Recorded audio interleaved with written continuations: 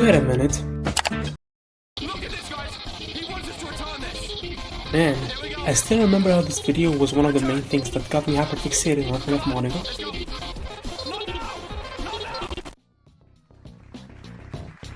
What do you mean it's been that long? FNF is a game that always fascinated me.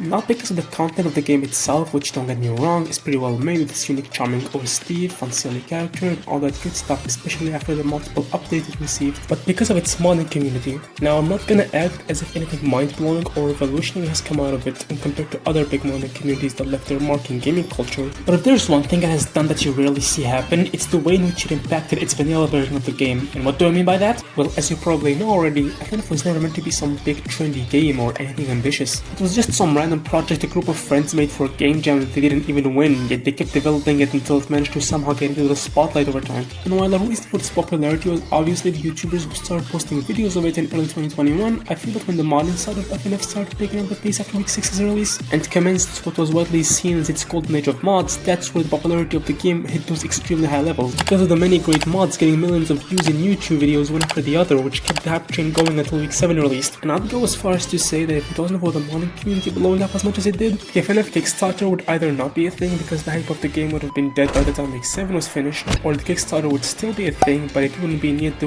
whopping $2 million of donation the team received. Hell, the devs even ended up taking the developer approach by hiring some modders to help with the recent updates and had one of them become a music co-producer for the game, along with saying that they wanted FNF to cross over with the modding community while keeping its core identity, which is a ton about how impactful it was to the base game in a good way. Modding is cool. I like the modding community. I want FNF to be able to cross over with the modding community while keeping its core identity. Like, I don't ever want FNF to not be what it is, but I think that's something that we've managed, I think, pretty well. But well, even with all what I said, this immensely talented modding community is still both an immense blessing and an immense curse. An immense blessing because of all things I already mentioned before, and an immense curse because of two things. Number one, the way in which it impacted the vanilla game's identity in the public eye. Number two, the many controversies.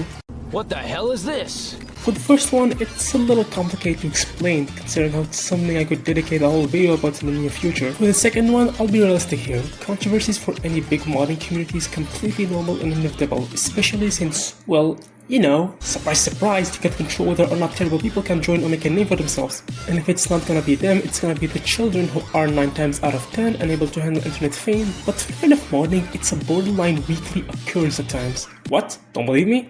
Okay, let me list some examples real quick, and keep in mind, this is just a small sample.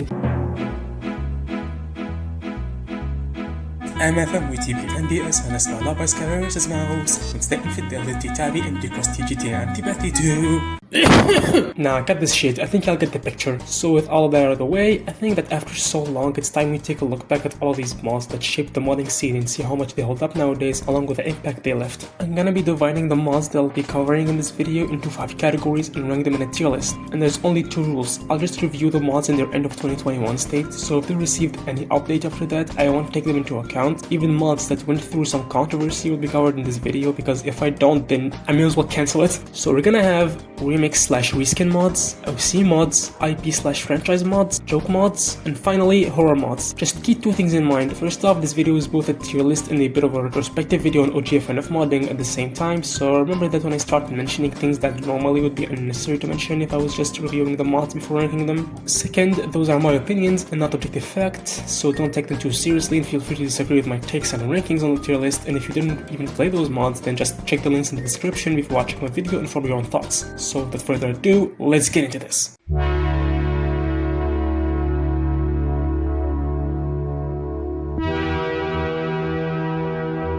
Welcome back to Friday Night Funkin'. I've installed some mods and some interesting things.